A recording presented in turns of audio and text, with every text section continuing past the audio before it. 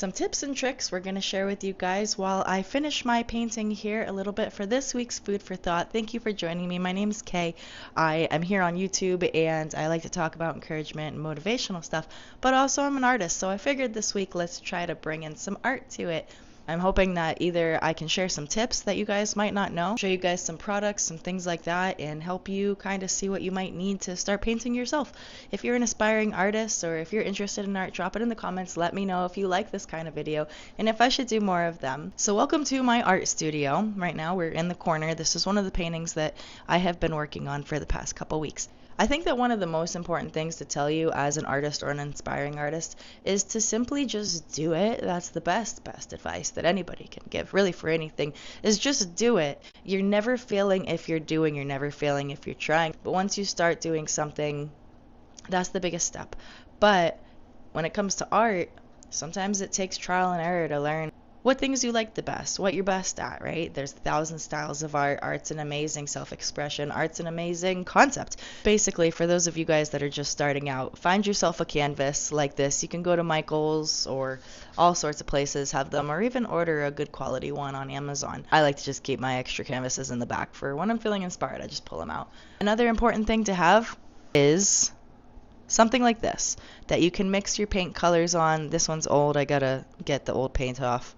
You always want to have a towel or paper towels. If I find that a large part of my audience likes this kind of stuff, then I will do another video, if you guys comment enough, on the basics of art. I'll go over color theory, I'll go over mixing colors, I'll go over all the things that you might need to know.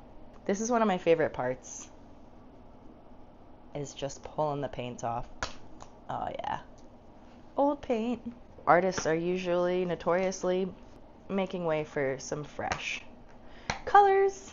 Messy, disorganized people that find that beautiful things are created through the disaster. So keep that in mind for food for thought. Another really important piece of advice is never strive for perfection, because you can get lost in that easily. You want to pay attention to your achievements. You want to pay attention to your dreams, because those scream louder and are way more important.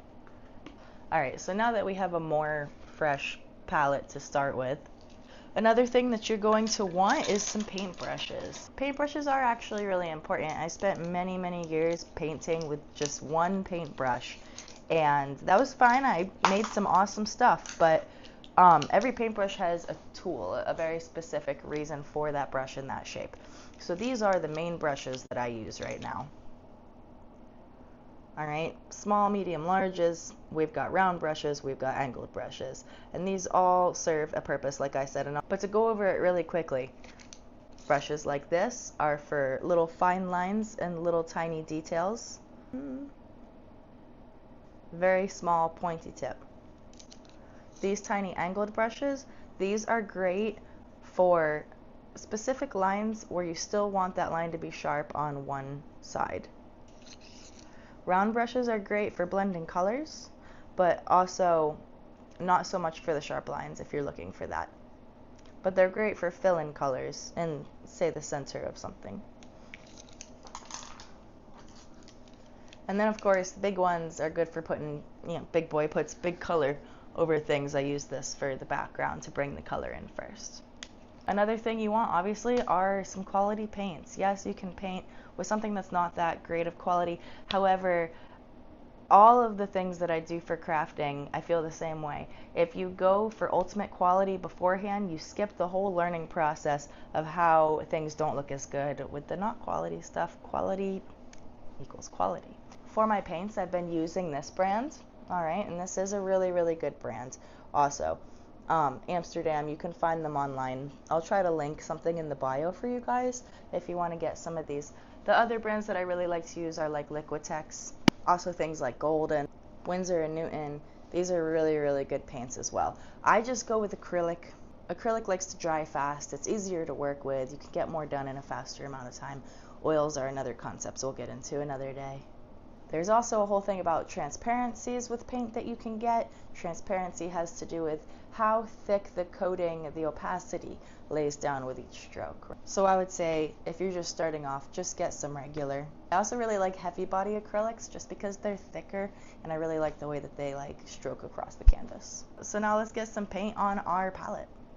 So for this painting, I'm really trying to create as 3D as possible. Like I said, try to not strive for perfection. We're trying to do as good as we can. I really want to add a little bit more greens up here, have some reflection off of the shell, and put a little bit more detail on his neck, and pretty much that's going to wrap it up. Are you guys ready for the time lapse and sweet relaxing music? Here we go. Oh, also, if you're watching this, thank you so much for watching this. Thank you to my sponsors that suggested that I get back to my art and bring it to YouTube. But please make sure to like and subscribe so we can know to put more of this content up.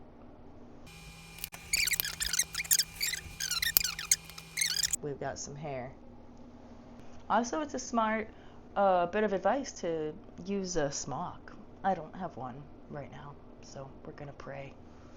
But anyway, always make sure that you're doing primary colors. I like to just start a painting off with the 5 primaries, which is red, blue, and yellow, black, and white. Make it easy. Alright, here we go. We've got our palette. Also, something that's important is to have water. Don't forget water. A cup of water.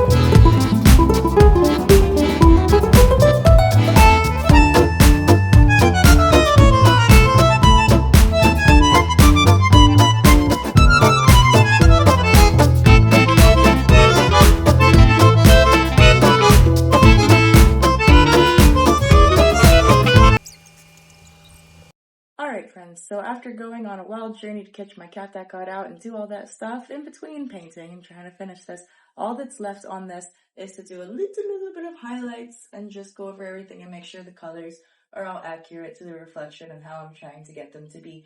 Other than that, little turtle is just about done. Thank you for watching this food for thought this week, and don't forget to like and subscribe and comment what you think about these art segments, and if you'd like to see more tutorials like that, maybe some beginner art classes or whatnot.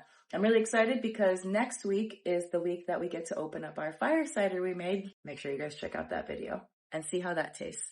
So I'll see you next Sunday on our next food for thought. Thank you so much to everybody again and everyone that supports these videos and sponsors me. I love you guys. I couldn't do it without you. But have an amazing week and I will see you soon, fam.